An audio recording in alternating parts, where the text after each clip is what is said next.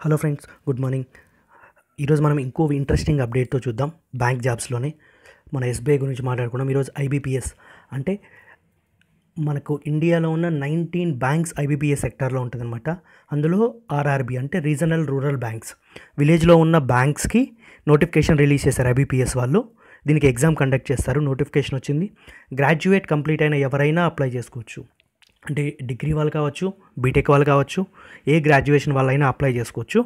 దానికి ఏజ్ ఏంటి, క్వాలిఫికేషన్ ఏంటి, ఎగ్జామ్ ప్యాటర్న్ ఎలా ఉంటుంది, సిలబస్ ఎలా ఉంటుంది, ఎన్ని రౌండ్స్ ఆఫ్ ఇంటర్వ్యూస్ ఉంటాయి, సో మొత్తం ఒకసారి డిస్కస్ చేద్దాం. దీనికి పోస్టులు అయితే మోర్ దాన్ 9,500 ఉన్నాయండి.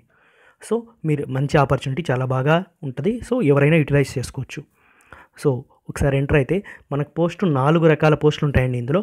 ఒకటి office assistants, scale 1, scale 2, scale 3 categories ఉంటుంది officer స్కేల్స్లో.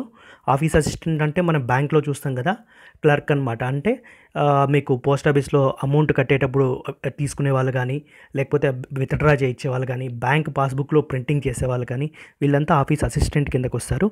So scale 1, scale 2, scale 3 officer అంటే జనరల్గా బ్యాంక్ లెవెల్లో పీఓ లెవెల్ పోస్టులు అనమాట. అంటే క్లర్క్ కంటే ఎక్కువ, మేనేజర్ కంటే తక్కువ. బట్ ఈ 3 కేటగిరీస్లో ఆఫీసర్ స్కేల్లో మాత్రం మీకు మేనేజర్, సీనియర్ మేనేజర్ కూడా డైరెక్ట్గా పోస్టులు వస్తుందండి, with the help of only written test and interview. So దీనికి స్టార్టింగ్ డేట్స్ వచ్చి మనకు 1వ తేదీ జూలై నుంచి స్టార్ట్ అయ్యాయి. అంటే జూలై 1 నుంచి స్టార్ట్ అయింది. 21 July is the last date. July 21 last ending date. ఆలోపు మీరు అప్లై చేసుకోవాల్సి ఉంటుంది. సో కేటగిరీ వైజ్ పోస్టులు చూసుకుంటే మీకు ఆఫీస్ అసిస్టెంట్స్ దానికే 4,000+ జాబ్స్ ఉన్నాయి.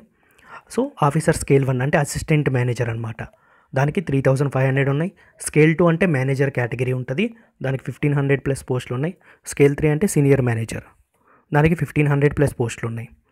సో నెక్స్ట్ మనం స్టార్ట్ చేస్తే, సో మనకు ఆంధ్రప్రదేశ్లో కానీ తెలంగాణలో కానీ ఏ బ్యాంక్స్ ఉన్నాయి, ఏమేమి ఉన్నాయో చూద్దాం. ఆంధ్రప్రదేశ్లో కడపలో ఒక బ్యాంక్ ఉందండి, ఆంధ్ర ప్రగతి గ్రామీణ బ్యాంక్. ఆ కడపలో మీకు పోస్టింగ్ రావచ్చు, మీరు దానికి కూడా అప్లై చేసుకోవచ్చు. మన గుంటూరులో చైతన్య గోదావరి గ్రామీణ బ్యాంక్ ఉంది, అండ్ చిత్తూరులో సప్తగిరి గ్రామీణ బ్యాంక్ ఉంది. సో ఆంధ్రప్రదేశ్లో ఈ 3 ఉన్నాయి. సో ఆఫీసర్ స్కేల్ 1, 2, 3 కేటగిరీస్లో కూడా జాబ్స్ ఉన్నాయి. ఆంధ్రప్రదేశ్లో ఇవే కేటగిరీలో మీరు అప్లై చేసుకోవాలి. తెలంగాణ కిందకు వస్తే 2 బ్యాంక్స్ ఉన్నాయి. ఒకటి తెలంగాణ గ్రామీణ బ్యాంక్, అది హైదరాబాద్లో ఉంటుంది. ఆంధ్రప్రదేశ్ గ్రామీణ వికాస బ్యాంక్, అప్పుడు యునైటెడ్ ఆంధ్రప్రదేశ్ ఉన్నప్పుడు దీన్ని స్టార్ట్ చేశారు, ఇది వరంగల్లో ఉంటుంది. సో మీరు తెలుగు కంపల్సరీ లోకల్ లాంగ్వేజ్గా ఉండాలి కాబట్టి మీరు ఈ 5 బ్యాంకులకి మీరు అప్లై చేసుకోవచ్చు. So eligibility criteria and fee structure ఒకసారి చూస్తే, ఆఫీస్ అసిస్టెంట్స్కి మనకి ఏజ్ మినిమం 18 ఇయర్స్ ఉండాలి, మ్యాక్సిమం 28 ఇయర్స్.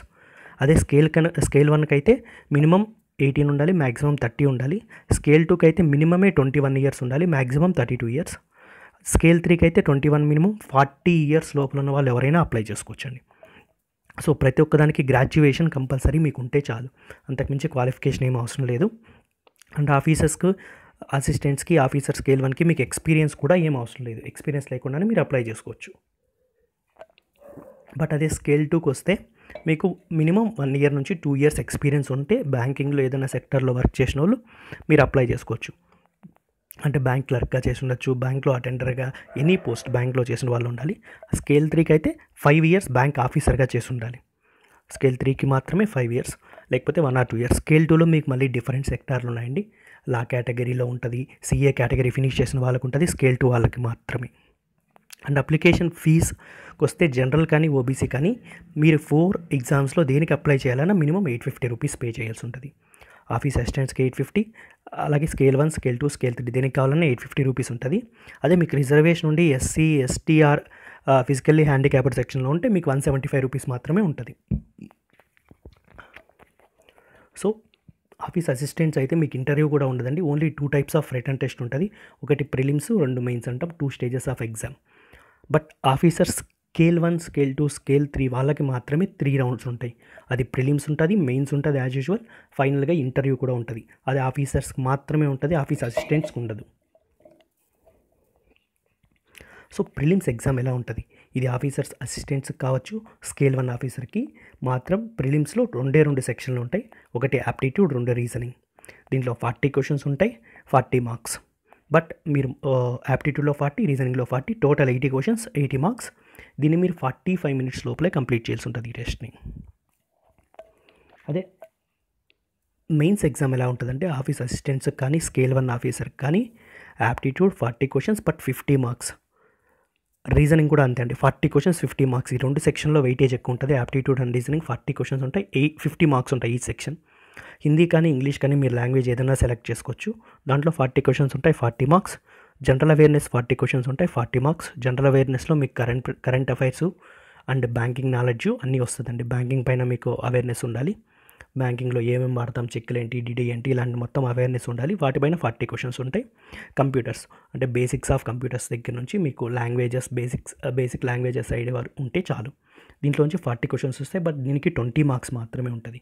అంటే ఈచ్ క్వశ్చన్కి హాఫ్ మార్క్ మాత్రమే ఉంటుంది. Total 200 questions, 200 marks.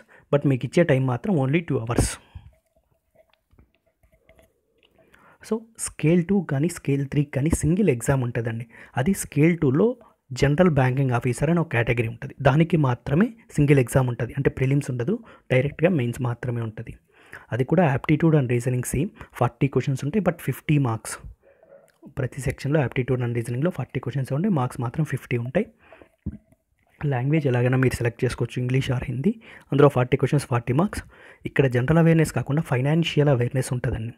40 questions 40 marks. అంటే ఫైనాన్షియల్ టర్మ్స్ కానీ ఇందులో బ్యాంకింగ్ నాలెడ్జ్ కూడా మీకు క్వశ్చన్లు అడిగే ఛాన్స్ ఉంటుంది. సో కంప్లీట్గా ఫైనాన్షియల్, బడ్జెట్ వీటన్నిటిపైన కలిసి క్వశ్చన్లు అడుగుతారు.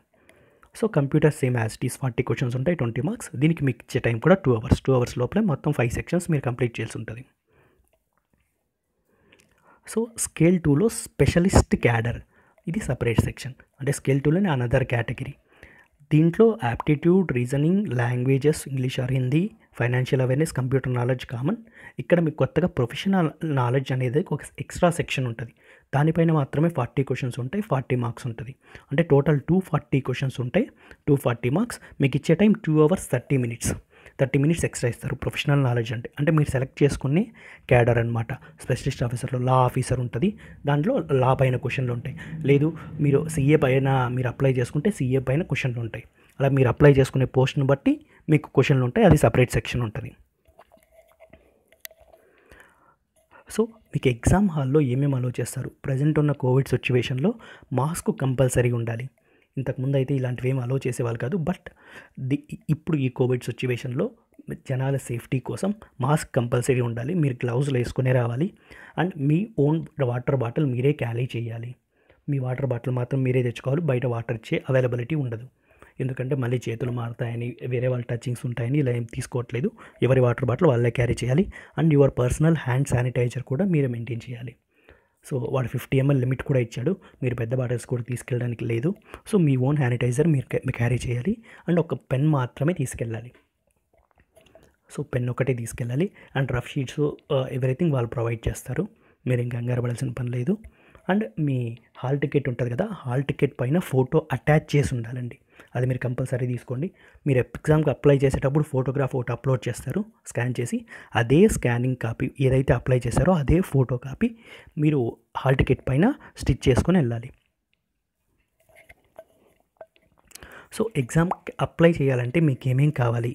ఫోటోగ్రాఫ్, వాడి సైజ్ కూడా మెన్షన్ చేశాడు. 4.5 సెంటీమీటర్స్ ఇంటూ 3.5 సెంటీమీటర్స్. అంటే అది హైట్ విడ్త్ అనమాట. మీరు అదే మెజర్మెంట్లో ఉండేలాగా ఫోటో క్రాప్ చేసుకోవాల్సి ఉంటుంది. And me signature, digital signature ఉంటుంది కదా, పేపర్లో సైన్ చేసి అప్లోడ్ చేయండి. బట్ ప్రిఫరబుల్లీ బ్లాక్ ఇంక్తో మాత్రమే సైన్ చేయండి.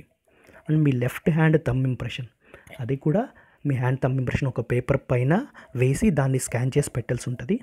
అండ్ ఒక టెక్స్ట్ కూడా మీరు రాసి అప్లోడ్ చేయాలండి, టైప్ చేయడం కాదు. ఒక పేపర్ పైన రాసి అప్లోడ్ చేయండి. దీనికి కూడా ప్రిఫరబుల్లీ బ్లాక్ ఇంక్తో మాత్రమే రాయండి. ఏం రాయాలనేది కూడా వాళ్ళే చెప్పారు. అంటే మీ name, hereby declare that all the information submitted by me in the application form is correct, true and valid. I will present the supporting documents as and when required. అంటే నేను రాస్తున్నా, ఇక్కడ అప్లై చేస్తున్నది, నేను ఇస్తున్న డీటెయిల్స్ అన్నీ కరెక్టే. దీనికి సంబంధించి మీరు ఎప్పుడు ఏ డాక్యుమెంట్ అడిగినా నేను రెడీగా ఉన్నాను ఇవ్వడానికి అనే మీనింగ్తో ఈ సెంటెన్స్ ఉంటుంది. మీరు దీన్ని రాసి స్కాన్ చేయాల్సి ఉంటుంది. సో ఇవన్నీ మీ దగ్గరగా పెట్టుకోండి, మీకు అవైలబిలిటీలో ఉంటుంది. సో ఎగ్జామ్ డేట్స్ అంటే ఆల్రెడీ డిస్కస్ చేసుకున్నాం. 1 జూలై నుంచి స్టార్ట్ అవుతుంది. Last date 21 July. అండ్ మీకు ప్రిలిమ్స్ ఎగ్జామ్కి కాల్ లెటర్ కూడా ఆగస్టులో ఇస్తుందండి. వాడు ఎగ్జాక్ట్ డేట్స్ చెప్పట్లేదు. ఇవి 99.9% ఇదే మంత్స్లో కండక్ట్ చేస్తాడు. బట్ సిచ్యువేషన్ మనం చెప్పలేం. ఒకవేళ లాక్డౌన్ ఇంక్రీజ్ అయినా ఇంకేమన్నా అయితే డేట్స్ పోస్ట్పోన్ అవ్వచ్చు, లేకుంటే ప్రిఫరబుల్ ఇదే డేట్స్లో జరుగుతుంది. అండ్ ఆగస్ట్లో మీకు ప్రిలిమ్స్ కాల్ లెటర్ వస్తుంది.